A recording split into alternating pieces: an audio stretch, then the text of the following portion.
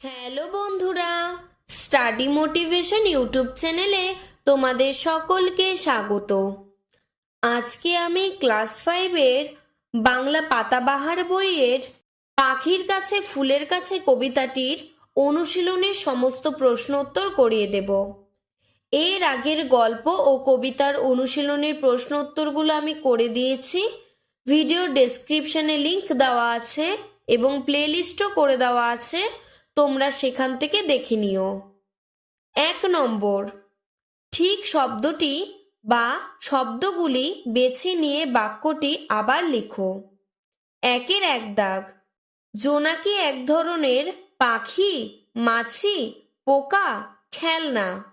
সঠিক উত্তর জোনাকি এক ধরনের পোকা। 1-এর 2 দাগ, মোর বলতে বোঝানো হয় গোল, বাঁক, যোগ, চওড়া।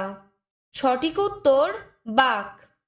1-এর 3 দাগ, দরবার শব্দটির অর্থ হলো দরজা, সভা, দরগা, দোকান। সঠিক উত্তর সভা। 1-এর 4 দাগ, প্রকৃতির সুন্দর চেহারা যে অংশটিতে ফুটে উঠেছে সেটি হলো কাব্য হয়েছে, মোর ফিরেছে, কালো জল, ডাবের মতো চাঁদ উঠেছে। সঠিক উত্তর ডাবের মতো চাঁদ উঠেছে। 2 নম্বর, ক স্তম্ভের সঙ্গে খ স্তম্ভ মিলিয়ে লেখো। চাঁদ, শশী, ঠান্ডা, শীতল, পাহাড়, গিরি, জোনাকি, খদ্দোত, দিঘি, জলাশয় বা দীর্ঘিকা, জল, নীর, ফুল, পুষ্প। 3 নম্বর, শব্দঝুরি থেকে নিয়ে বিশেষ্য ও বিশেষণ আলাদা করে লেখো। বিশেষ্যগুলি হলো চাঁদ, শহর, দুর্গাতলা, জোনাকি, কলরব। বিশেষণগুলি হলো ঠান্ডা, লাল, মস্ত, গোলগাল, উটকো। 4-এর 1 দাগ, থরথর শব্দে বস্যিনর বর্ণটি দুবার রয়েছে। এই রকম ল বর্ণটি দুবার আছে এমন 5টি শব্দ লেখো, যেমন টলটল। এখানে 5টি শব্দ হলো জল জল, ছল ছল, কলকল, গলগল, ফ্যাল ফ্যাল।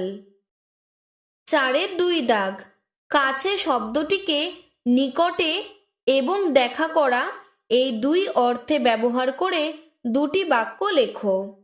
কাছে, নিকটে, আমার বাড়ির কাছে একটি পার্ক আছে। কাছে, দেখা করা, আমরা মাঝে মাঝেই দিদার কাছে যাই। 5 নম্বর, ক্রিয়ার নিচে দাগ দাও। ক্রিয়া বলতে কাজ করা বোঝায়। 5-এর 1 দাগ, ছিটকানিটা আস্তে খুলে পেরিয়ে গেলাম ঘর। খুলে এবং গেলাম এই দুটোই কাজ, তাই এই দুটোর তলায় দাগ দিয়েছি। 5-এর 2 দাগ, নারকোলের ওই লম্বা মাথায় হঠাৎ দেখি কাল। দেখা একটি কাজ, তাই দেখি এর তলায় দাগ দিয়েছি। 5-এর 3 দাগ, এসো আমরা সবাই না ঘুমানোর দল। আশা একটা কাজ, তাই এসো এর তলায় দাগ দিয়েছি। 5-এর 4 দাগ, কাব্য হবে কাব্য কবে জুড়ল কলরব। হবে আর জুড়ল এই দুটোই কাজ, তাই এই দুটোর তলায় দাগ দিয়েছি। 5-এর 5 দাগ, পাখির কাছে ফুলের কাছে মনের কথা কই। কওয়া মানে বলা একটা কাজ, তাই কই এর তলায় দাগ দিয়েছি। 6 নম্বর, অর্থ লিখো। ঝিমধরা, অবসন্ন, উটকো, অপরিচিত, দরবার, সভা, কলরব, কোলাহল, মিনার, সৌধ। 7 নম্বর, সমার্থক শব্দ লিখো। চাঁদ, শশী, চন্দ্র, ইন্দু, পাখি, পক্ষী, খেচর, বিহগ, ফুল, পুষ্প, কুসুম, প্রসূন, গাছ, বৃক্ষ, তরু, উদ্ভিদ, জোনাকি, খদ্যোত, জোনাক, কীটমণি। 8 নম্বর, বিপরীতার্থক শব্দ লেখো। লম্বা, বেটে, ঠান্ডা, গরম, হেসে, কেঁদে, পদ্য, গদ্য, মস্ত, ক্ষুদ্র। 9 নম্বর, 9-এর 1 দাগ। কবি আল মাহমুদ কোন দেশের মানুষ? উত্তর, কবি আল মাহমুদ বাংলাদেশের মানুষ। 9-এর 2 দাগ। তিনি কোন বিখ্যাত আন্দোলনে সামিল হয়েছিলেন? উত্তর, তিনি ভাষা আন্দোলনে সামিল হয়েছিলেন। 9-এর 3 দাগ। তার লেখা একটি বিখ্যাত বইয়ের নাম লেখো। উত্তর, তার লেখা একটি বিখ্যাত বইয়ের নাম হলো কলের কলম। 10 নম্বর, নিচের প্রশ্নগুলির উত্তর নিজের ভাষায় লেখো। 10-এর 1 দাগ। কবি ঘর থেকে বেরিয়ে পড়েছিলেন কেন? উত্তর, আল মাহমুদ রচিত পাখির কাছে ফুলের কাছে কবিতায় কবি ঘর থেকে বেরিয়েছিলেন নারকেল গাছের মাথার উপর ডাবের মতো ঠান্ডা ও গোলগাল চাঁদ দেখে। 10-এর 2 দাগ। কবি কেন ছিটকিনিটি আস্তে খুলে ঘর থেকে বেরিয়ে এলেন? উত্তর, আল মাহমুদ রচিত পাখির কাছে ফুলের কাছে কবিতায় কবি রাতের বেলায় নারকেল গাছের মাথার উপর ডাবের মতো ঠান্ডা ও গোলগাল চাঁদকে দেখে ঘর থেকে বেরোলেন। কিন্তু তখন সবাই ঘুমোচ্ছিল জন্য তিনি ছিটকিনিটা আস্তে খুলে ঘর থেকে বেরিয়ে এলেন যাতে কারোর ঘুম না ভাঙে। 10-এর 3 দাগ। বাইরে বেরিয়ে এসে কবি শহরটাকে কেমন অবস্থায় দেখলেন? উত্তর, আল মাহমুদ রচিত পাখির কাছে ফুলের কাছে কবিতায় কবি ঘরের বাইরে বেরিয়ে দেখলেন যে ঝিম ধরা মস্ত শহরটা থর থর করে কাঁপছে। মিনারটাকে দেখে মনে হচ্ছে কে যেন থমকে দাঁড়িয়ে আছে। পাথরঘাটার গির্জাটাকে দেখে মনে হচ্ছিল লাল পাথরের ঢেউ। 10-এর 4 দাগ। শহর নেই, অথচ কবির মনে হলো তিনি দেখেছেন। এমন কোন কোন জিনিসের কথা কবিতায় রয়েছে?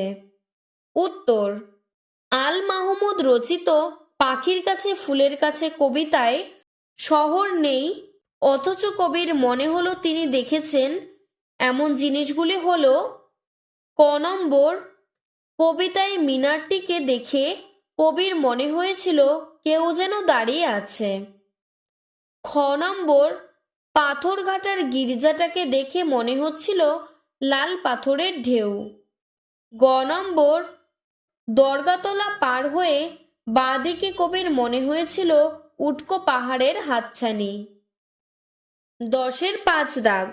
সেই রাতে জেগে থাকার দলে কারা কারা ছিল? তারা কবির কাছে কি আবদার জানিয়েছিল? উত্তর, আল মাহমুদ রচিত পাখির কাছে ফুলের কাছে কবিতায় সেই রাতে জেগে থাকার দলে ছিল জোনাকি, দিঘির কালো জল, রক্তজবার ঝোপ, ফুল ও পাখিরা। কবির কাছে তারা পকেট থেকে পদ্য লেখার খাতা বের করে কাব্য করার আবদার জানিয়েছিল। 10-এর 6 দাগ। তাদের ডাকে সাড়া দিয়ে কবি কি করলেন? উত্তর, আল মাহমুদ রচিত পাখির কাছে ফুলের কাছে কবিতায় তাদের ডাকে সাড়া দিয়ে কবি পকেট থেকে ছড়ার বই খুলে ফুলের কাছে পাখির কাছে মনের কথা বললেন। 10-এর 7 দাগ। রক্তজবার ঝোপের কাছে কাব্যের যে আসর বসেছিল সেই পরিবেশটি কেমন নিজের ভাষায় লেখো। আল মাহমুদ রচিত পাখির কাছে ফুলের কাছে কবিতায় দিঘির পাড়ে রক্তজবার ঝোপের কাছে রাতের বেলায় আসর বসে। সেই আসরে কবির কাছে জোনাকি, দিঘির কালো জল, রক্তজবার ঝোপ, ফুল ও পাখিরা রাতে জেগে কবির পকেট থেকে পদ্য লেখার খাতা বের করে কাব্য করার আবদার জানিয়েছিল। তখন কবি ছড়ার বই খুলে সকলের সামনে কবিতা পাঠ করেছিলেন। এইভাবেই পরিবেশটি মনোমুগ্ধকর হয়ে উঠেছিল। 10-8 দাগ। চাঁদকে নিয়ে তোমার পড়া বা শোনা একটি ছড়া লেখো। উত্তর: চাঁদকে নিয়ে আমার পড়া বা শোনা একটি ছড়া হলো: চাঁদ উঠেছে, ফুল ফুটেছে, কদম তলায় কে, হাতি নাচছে, ঘোড়া নাচছে, সোনামণির বিয়ে।